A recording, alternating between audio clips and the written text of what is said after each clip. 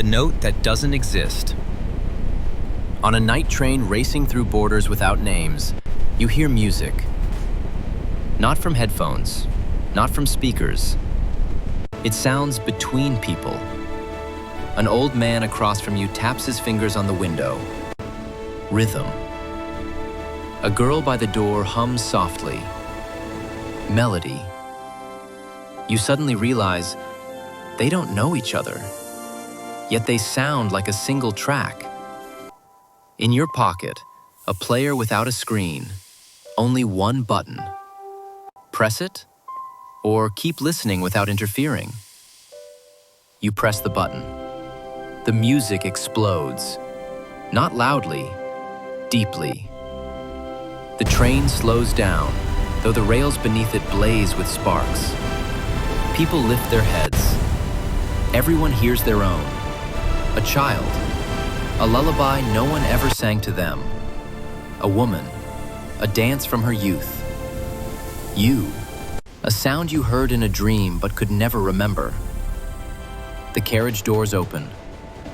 There is a stage. No city, no sky. Only light and a silence that waits. You notice there are no walls in the hall. An ocean stands beside a desert. Cities listen together with villages. People who would never meet breathe in the same tempo. A child from another continent picks up the rhythm, clapping hands.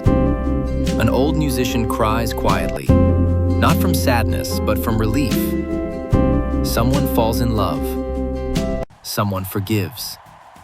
Someone, for the first time in a long while, feels peace. And you understand, music does not change the world at once. It makes people ready for change. The music ends, but the feeling remains. Years later, hearing another language, another style, another culture, you recognize that same warmth. And you understand, music became a global language when people no longer needed to understand words to feel the truth. An ending that lives inside. But first, they say long before people learned to name things, a melody already existed in the world. It had no words, because words come later, when people forget how to feel directly. In every corner of the world, elders tell the same story, differently, but with the same tremor in their voices. Once, there appeared a person who did not sing louder than others and did not play faster. They simply listened deeper. When they passed by, the sea became calmer, hearts beat in unison. Enemies suddenly fell silent, not knowing why. People asked, "What language do you speak?" And they answered with a gesture, placing a hand on their chest. The law of the first music. According to legend, there is an ancient law. If music is true, everyone will understand it. If it needs explanation, it is no longer music, but noise.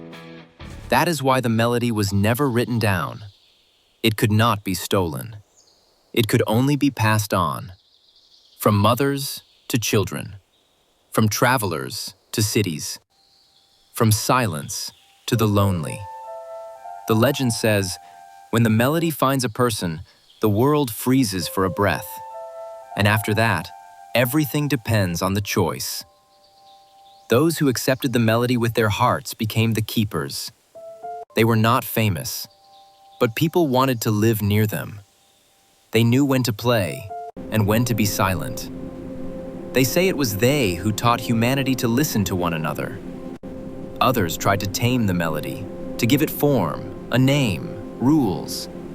They sang loudly. Everyone heard them, but the music did not follow them. Because the legend remembers, a global language is not what sounds loud, but what resonates inside. They say the melody did not disappear. It simply dissolved into everything.